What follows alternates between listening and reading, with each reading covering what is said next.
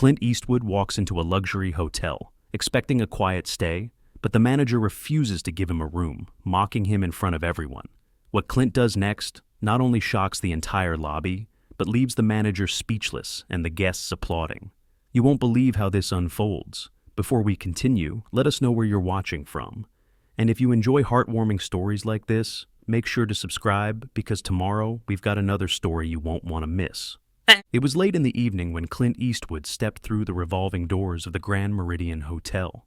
Dressed in his signature rugged style, a weathered leather jacket, jeans, and boots, he carried nothing but a small duffel bag slung over his shoulder.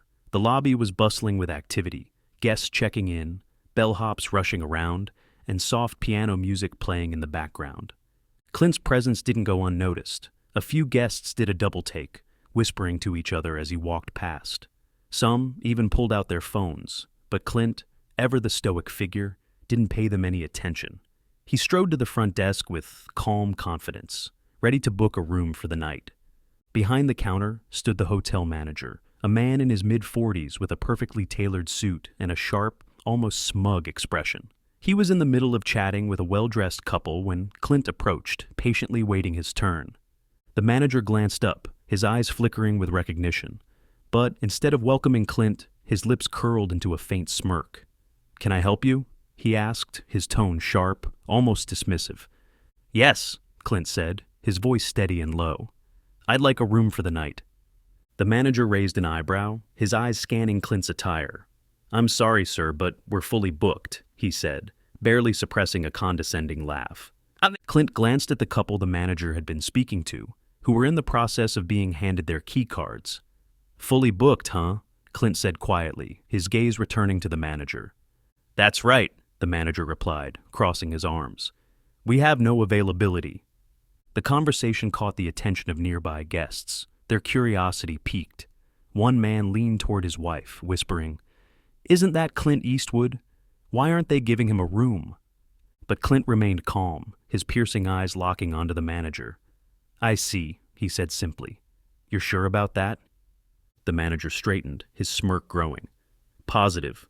Clint nodded, stepping back slightly, but instead of leaving, he remained in the lobby, his expression unreadable. The tension in the room was palpable as guests exchanged confused glances. No one could have guessed what Clint Eastwood was about to do next. Clint stood still for a moment, his eyes scanning the grandiose lobby, the gleaming marble floors, the glittering chandelier overhead, and the expensive artwork adorning the walls. The other guests were watching now, some pretending not to, but their sideways glances and hushed whispers gave them away. The manager cleared his throat, growing visibly uncomfortable under Clint's unwavering gaze. "Sir," he said, his voice sharper now, "if there's nothing else, I'll kindly ask you to leave. As I said, we're fully booked."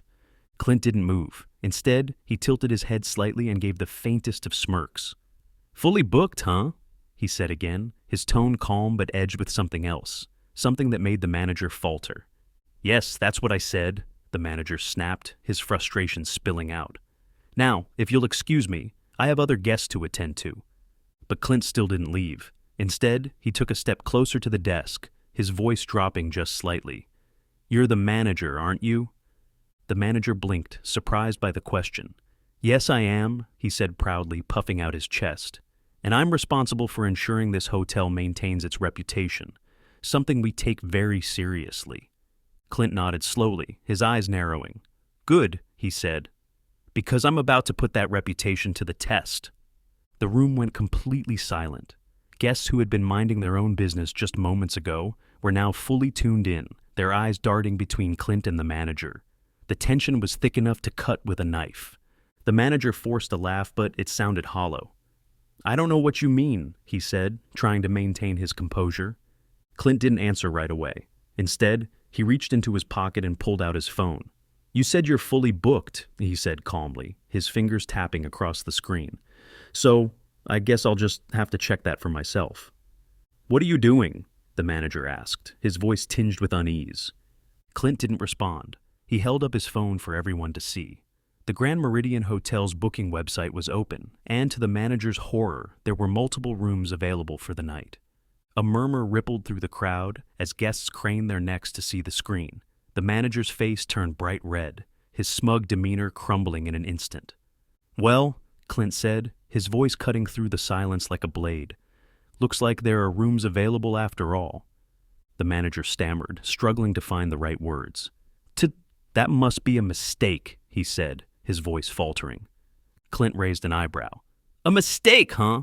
Or maybe you just don't think I'm the right kind of guest for this hotel." The manager opened his mouth to respond, but no words came out. The guests in the lobby began whispering louder now, their faces a mix of shock and amusement. Clint Eastwood had just exposed the manager's lie, and everyone was watching. The room buzzed with murmurs as guests leaned closer, eager to see what would happen next. The manager, visibly flustered, adjusted his tie and tried to regain control. "Sir, I'm sure there's an explanation for this," he stammered, avoiding Clint's piercing gaze. "Perhaps the system hasn't updated?" Clint smirked, shaking his head slowly. "System updates, huh? You sure it's not just your attitude that needs an update?" The crowd chuckled softly, the tension beginning to shift as Clint took control of the moment. The manager's face burned with embarrassment, but he wasn't ready to back down. "Regardless," he said, his voice growing defensive, "we reserve the right to deny service to anyone we choose." Clint raised an eyebrow, his smirk fading. "That so?" His voice was quieter now, but somehow it carried more weight, drawing the room into silence again. "Tell me something then. Is that how you treat all your guests, or just the ones you think don't belong here?"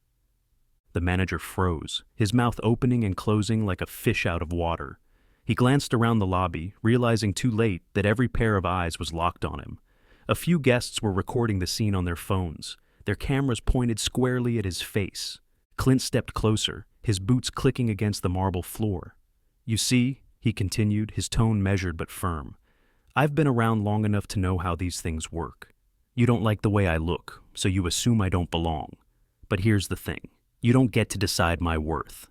The lobby erupted in applause. The sound echoed off the walls, growing louder with every second.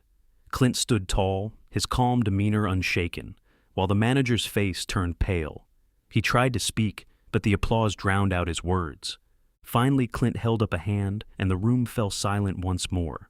"I didn't come here to cause trouble," he said, his voice carrying across the space. "I just wanted a place to stay for the night. But if you think I'm not good enough for your hotel, then maybe I'll take my business somewhere else." With that, Clint turned and began walking toward the door, his steps slow and deliberate. The crowd parted for him, their faces filled with admiration and awe.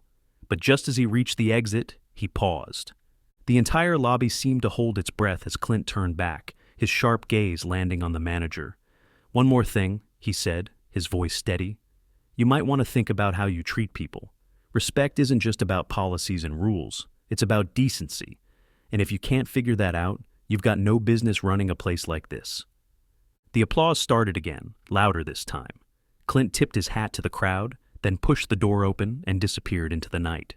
But the story wasn't over yet. The lobby was alive with chatter as the doors closed behind Clint. Guests turned to one another, replaying the scene that had just unfolded. The manager, still standing behind the front desk, looked like he'd been hit by a freight train.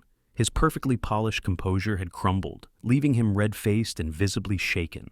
A young bellhop approached cautiously, his wide eyes darting between the crowd and the manager. Sir?" he asked hesitantly. "Should I do something?" The manager snapped out of his daze, his voice sharp and strained.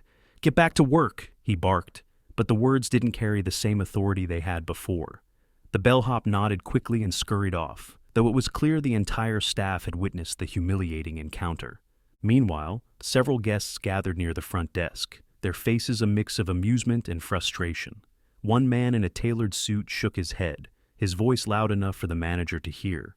"I've stayed here for years, and I've never seen anything like that.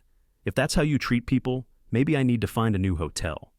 The manager's head snapped up. "Sir, please, that was an unfortunate misunderstanding," he said quickly, his tone desperate. "I assure you, this is not how we operate." But the damage was done. More guests began voicing their displeasure, some even demanding refunds for their rooms. "If Clint Eastwood isn't good enough for this hotel, then neither am I," one woman said firmly, pulling out her phone to cancel her reservation. The manager raised his hands in an attempt to calm the crowd. "Everyone, please, let's not overreact," he pleaded, but his words fell on deaf ears. The energy in the room had shifted completely, and the once pristine reputation of the Grand Meridian Hotel was quickly unraveling. In the midst of the chaos, the bellhop from earlier quietly approached the receptionist at the desk. "Do you think he's really gone?" he whispered, glancing toward the doors. The receptionist shrugged. "If I were him, I wouldn't come back after that." But Clint Eastwood wasn't the kind of man to leave things unfinished. Outside, Clint stood near his truck, leaning against the side as he made a phone call. His expression was calm, but there was a glint of determination in his eyes. Whoever was on the other end of the line clearly had his full attention. "I need a favor," Clint said simply. He paused, listening for a moment before continuing. "Yeah, it's important. Meet me at the Grand Meridian Hotel in 30 minutes. With that, he ended the call and climbed into his truck, his mind already set on his next move.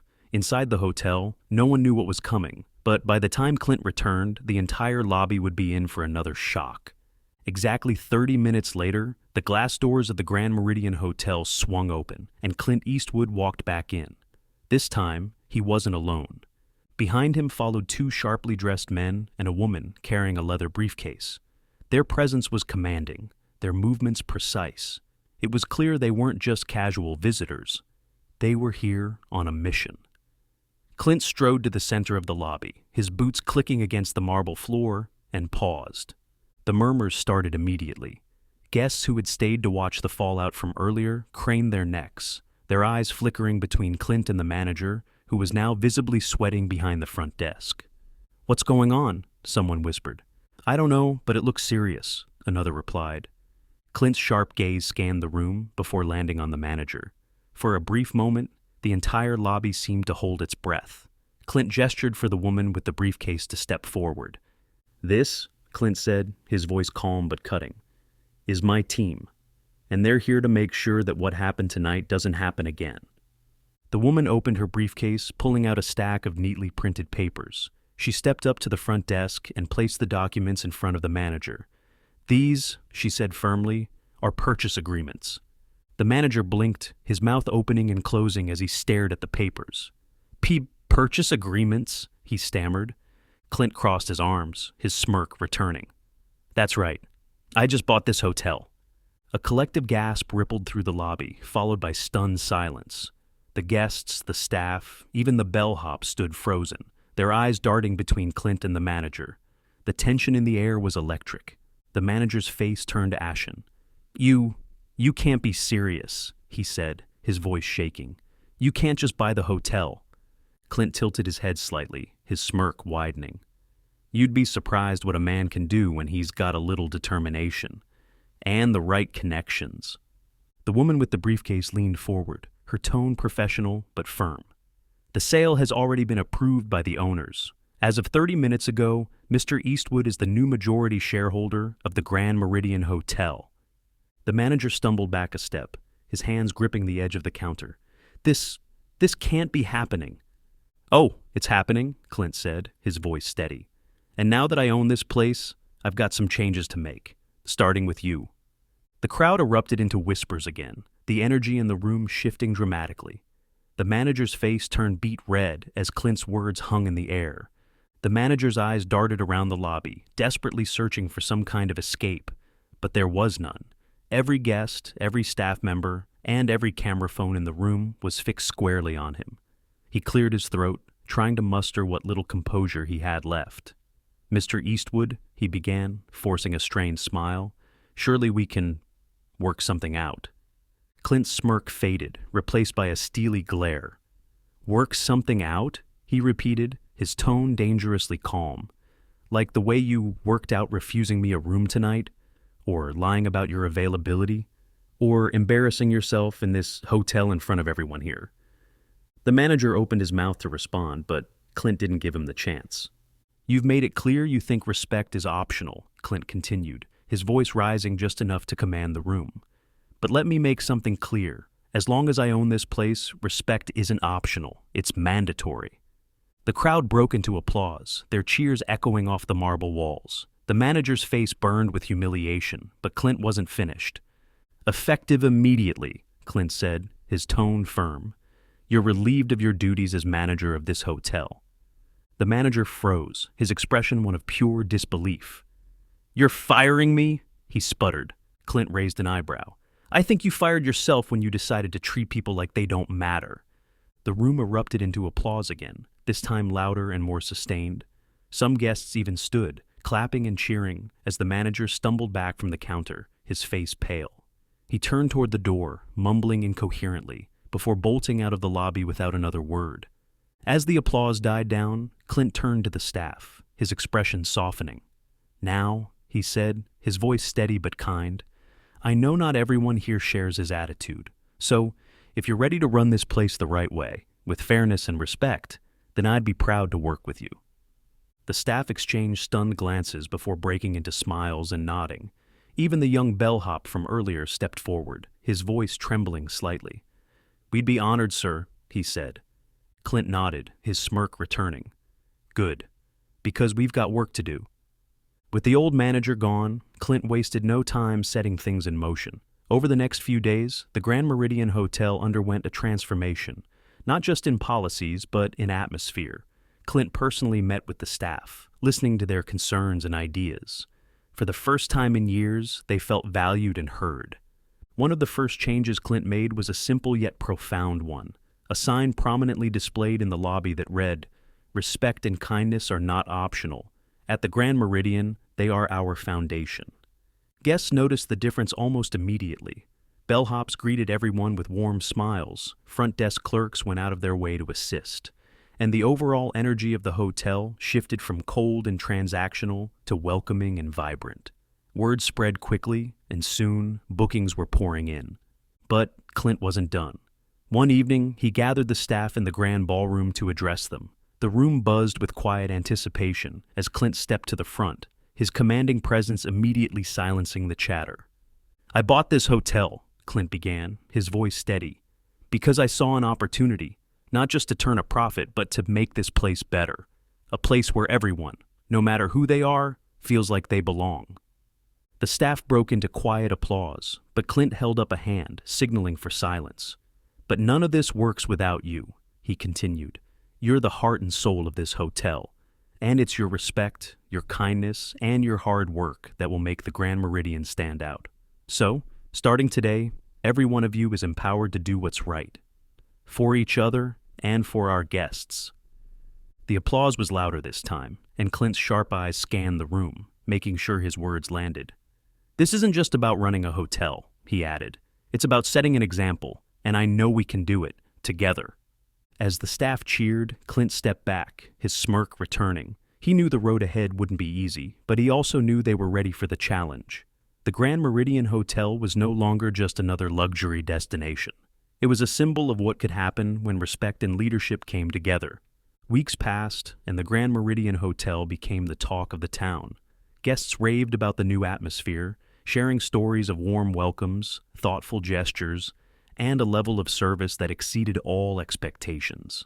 Social media buzzed with glowing reviews, and bookings soared as word of the transformation spread. One evening, Clint stood in the lobby, quietly observing the hustle and bustle. Families checked in with excited smiles, bellhops helped with luggage, and the front desk staff greeted every guest with genuine warmth. It was everything Clint had envisioned, and more. Just then, a familiar figure walked through the revolving doors. The former manager, now dressed in plain clothes, stood awkwardly near the entrance. He hesitated, his eyes scanning the lobby before landing on Clint. For a moment, neither of them spoke. The tension from weeks earlier seemed to hang in the air. Finally, the former manager cleared his throat. "Mr. Eastwood," he began, his voice softer than before. I just wanted to apologize for how I acted. You were right. I didn't treat people the way I should have." Clint studied him for a long moment, his expression unreadable. Then, with a faint nod, he said, "It takes guts to admit when you're wrong." The former manager looked relieved but unsure of what to say next. Clint stepped closer, his tone calm but firm. "What you do next matters more than anything you've done before. Learn from it." The man nodded quickly, his shoulders relaxing. "Thank you," he said quietly before turning to leave. As he walked out, Clint's sharp eyes followed him, satisfied that the lesson had sunk in. Behind Clint, the young bellhop from earlier approached with a wide grin. "Sir," he said excitedly, "we've got another 5-star review online. They said this is the best hotel experience they've ever had." Clint chuckled, patting the bellhop on the shoulder. "That's because of you and the rest of the team," he said. "Keep it up." The bellhop nodded enthusiastically before hurrying off, leaving Clint alone once more. He glanced at the lobby, taking in the warmth and energy that now defined the Grand Meridian. It wasn't just a hotel anymore. It was a place where people felt seen, respected, and valued. As Clint stepped outside into the cool evening air, he tilted his hat slightly, a small smile playing on his lips. The Grand Meridian wasn't just a success story. It was proof that true leadership wasn't about power or control. It was about respect, integrity, and the courage to do what's right. And with that, Clint Eastwood disappeared into the night, leaving behind a legacy that would inspire everyone who walked through those doors. If this story inspired you, please subscribe the channel.